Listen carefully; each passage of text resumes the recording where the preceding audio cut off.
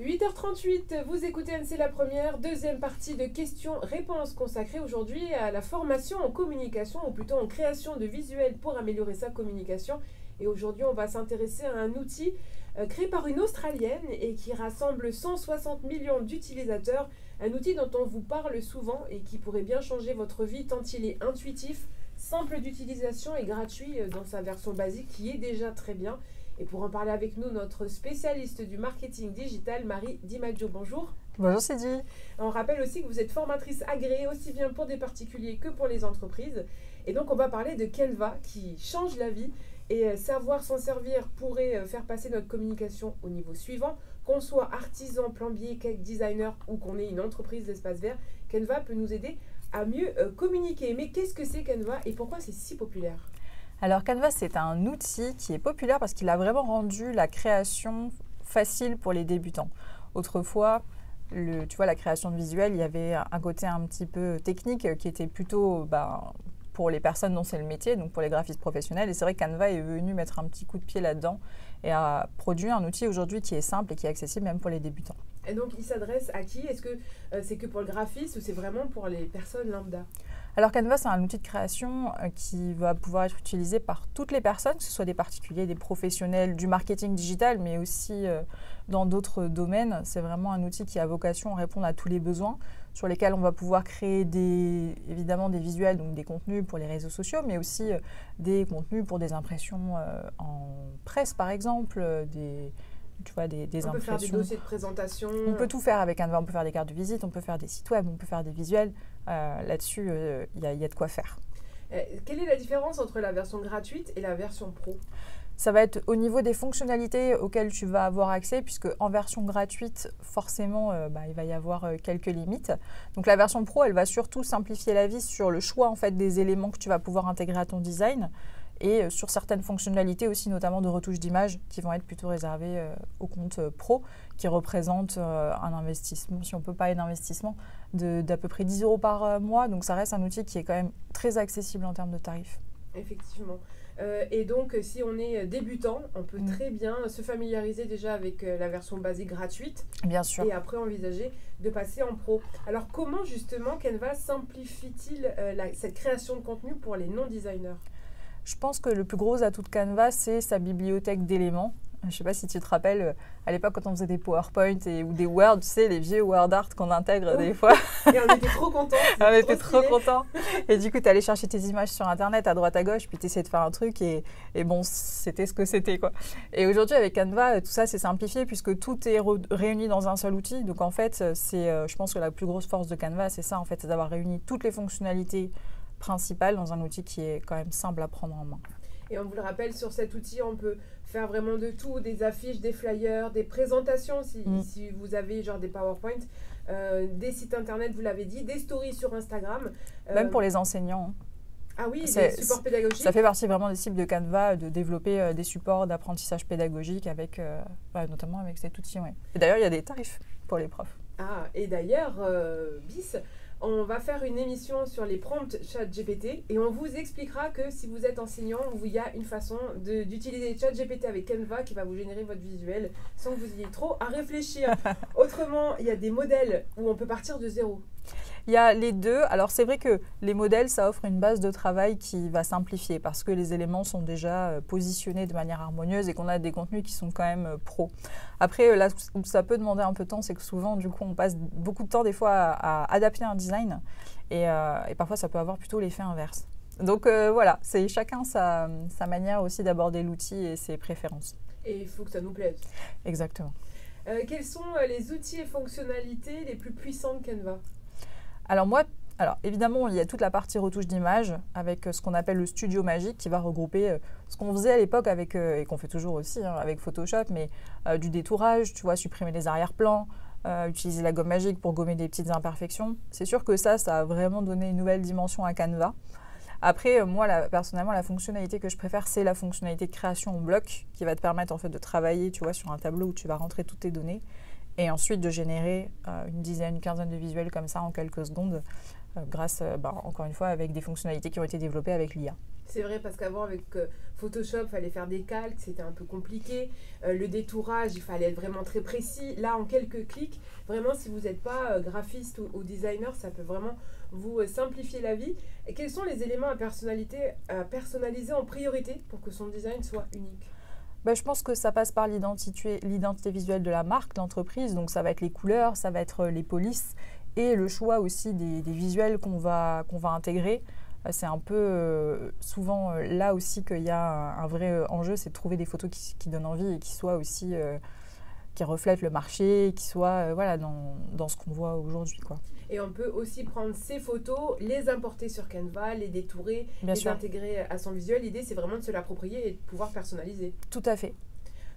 Comment bien organiser ces créations, notamment pour les entreprises et les équipes? Alors, je pense que pour les entreprises, il y a deux niveaux qui sont en tout cas deux enjeux. Il y a la partie structuration des dossiers, parce que quand tu commences à bosser 5, 10, 15 personnes sur des espaces comme Canva, forcément, il faut structurer, il faut hiérarchiser. Donc, adopter une bonne structure, hiérarchisation dans les dossiers, par équipe, par métier, par projet aussi, pourquoi pas. Et après, la deuxième dimension, c'est la révision, c'est-à-dire quel droit on va donner à chaque utilisateur, à chaque personne qui a accès à Canva, et qu'est-ce qu'on va lui permettre de faire. Est-ce qu'on lui permet d'exporter des fichiers, de pouvoir avoir la main dessus, ou est-ce qu'on les bloque, par exemple, à ce niveau-là? Voilà, c'est plutôt à ce niveau-là. Quels sont tes conseils pour créer un visuel percutant sur Canva? Alors, ça va peut-être être un peu contre-intuitif, mais mon conseil, c'est de commencer par le texte et de se concentrer sur le fond avant de passer sur la forme. Souvent, on a tendance à prendre des modèles, on en parlait tout à l'heure, et du coup, on essaie de caler un petit peu ce qu'on peut en fonction des espaces qui sont existants sur le modèle. Et souvent, c'est au détriment du fond. Donc, on passe beaucoup de temps sur la forme, alors que le plus important, c'est le message. Donc, moi, ce que je conseille, c'est toujours de démarrer en disant c'est quoi l'idée principale de ce visuel, qu'est-ce que je veux mettre en avant, de rédiger le texte, et ensuite de passer sur la mise en forme. Et on va interroger Marie juste après Vita en featuring avec Slimane avant toi, mais restez avec nous puisqu'après on va lui demander s'il y a des couleurs spécifiques, s'il y a des tendances à suivre, un peu comme la Fashion Week, mais pour le graphisme. Restez avec nous. Et oui, bienvenue dans ce cours d'introduction à l'utilisation de Canva avec Marie Di Maggio, formatrice agréée et spécialiste en marketing digital. Alors juste avant la musique, on se posait la question de savoir s'il y a des couleurs à privilégier, des couleurs même tendances, qu'il existe des saisons de couleurs à utiliser. Des saisons de couleurs. Il y a la couleur Pantone de l'année, ça c'est Mocha Mousse cette année si ça t'intéresse. Non, alors en termes de visuel et de couleurs, souvent, et notamment quand on commence à faire des publicités, les couleurs qui vont convertir le mieux, ce sont les couleurs chaudes, donc le rouge, le orange, le rose, ce qui peut être un peu, des fois presque contre-intuitif, parce que quand on travaille sur des visuels, on privilégie l'esthétique, on va chercher quelque chose qui est beau, mais des fois ce qui est beau n'est pas forcément non plus ce qui va attirer l'œil. Donc il y a voilà, quand même ces couleurs-là qui se démarquent, en tout cas en campagne publicitaire. Quelles sont les erreurs courantes que font les débutants sur Canva et comment les éviter? Alors, je pense que de une, il y a la lisibilité et la taille des textes. Souvent, et même chez des professionnels, je vois passer des publicités où les textes en fait sont tellement petits qu'on n'arrive pas à les lire. Donc on a privilégié encore une fois la forme et pas le fond. Donc c'est dommage parce que le message n'y passe pas. Donc déjà de une, il y a la taille vraiment pensée. On est sur les réseaux sociaux et on a des habitudes en plus on est tout le temps sur nos smartphones. Donc l'écran, il est réduit. Il faut bien faire attention à ça. Les polices, le choix des polices aussi, essayer de rester un peu sobre. Généralement, on s'arrête à 2 polices maximum. Éviter les polices qui sont trop fantaisistes, trop originales, qui encore une fois, du coup, vont empêcher de lire le message. Et déjà, si on fait ça, c'est bien. Et essayer d'avoir des visuels quand même qui soient aérés, de ne pas trop charger, de ne pas trop vouloir en mettre, parce qu'à trop vouloir en mettre, en fait, les gens passent à côté de l'essentiel, quoi. Combien de couleurs maximum sur un visuel? 3. Après c'est pas l'arc-en-ciel. Ouais, c'est pas l'arc-en-ciel, c'est aussi après tu vois la mesure de ce que tu vas mettre. Faut que ça reste et surtout voilà, utiliser surtout dans vos textes, et ça c'est quelque chose que je vois systématiquement, utiliser des textes foncés sur des tons clairs et inversement. Quand vous avez un fond clair, un fond foncé, utilisez un texte clair. Ça peut paraître tellement logique comme ça, mais regarde sur les réseaux sociaux et tu verras que souvent il y a ce petit point qui revient. Donc voilà, attention aux couleurs, à la taille et à la police. Quel type de design fonctionne le mieux sur les réseaux sociaux? Ça va être tous les posts qui vont générer de l'engagement, qui vont gamifier un peu l'expérience. Donc, par exemple, des posts avec des gifs, des petites vidéos animées, des posts mots croisés par exemple, où on fait des jeux, ou bon bah là c'est le 1er avril par exemple, donc il y a de quoi être créatif aussi quand on bosse. Mais voilà, c'est plutôt tous les posts dans ce style-là qui vont inciter les utilisateurs en fait à s'exprimer et qui vont y avoir le côté un peu jeu ludique, tu vois. Est-ce que je peux utiliser Canva pour créer mon identité visuelle ? Alors oui, tu vas pouvoir créer des choses assez simples, des logos. Alors il y a encore une fois, sur la bibliothèque de contenu de Canva, il y a beaucoup de choses. Après, forcément, ça demande aussi d'y passer un peu de temps et d'avoir un regard bien attentif aux détails. Tu vois, par exemple, sur un logo, ce qui va être important, c'est la lisibilité, c'est qu'on puisse le mettre sur un fond clair, un fond foncé, qui soit facilement lisible. Donc, on peut techniquement le faire, on peut tout faire sur Canva. Après, voilà, c'est toujours pareil. Et puis, il y a aussi une histoire de code qu'on n'a pas forcément, parce que c'est un métier de créer une identité visuelle. Est-ce que vous proposez une formation pour nous aider à démarrer dans Canva ? Oui, alors moi, je propose une formation qui regroupe, alors d'un côté, les bases, c'est-à-dire comment prendre en main l'outil, les fonctionnalités essentielles, et un module complémentaire sur la prise en main sur les réseaux sociaux, c'est-à-dire comment tous les mois, on gère sa stratégie, on crée un planning éditorial, on utilise Canva pour accélérer sa création de contenu, parce que l'idée, c'est que la communication vienne en support, donc il ne faut pas que ça devienne trop chronophage, il faut que ça soit rapide. Et l'avantage de ce type de programme, c'est que du coup, vous allez à l'essentiel, et surtout, vous pouvez revoir encore et encore les vidéos, parce que c'est des outils qu'il faut pratiquer au quotidien pour pouvoir être plus efficace. C'est des formations en présentiel, en distanciel ? C'est des formations en e-learning qui sont assez, en tout cas que j'ai essayé de rendre assez accessibles pour les petites entreprises. Et donc e-learning, c'est en ligne. Voilà, donc on se connecte sur une plateforme, on a accès à la vidéo et on peut la regarder autant de fois que nécessaire. Super. Les contacts de Marie, si vous voulez la joindre pour une formation sur Canva, peut-être vos débuts dans le graphisme.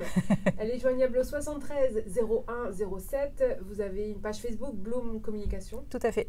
Et on vous contacte donc... Oh ben non, même pas, on peut aller sur votre site internet. Vous pouvez aller directement sur ma page Facebook, m'envoyer un message et avec grand plaisir, on prendra le temps d'échanger selon les besoins de chacun.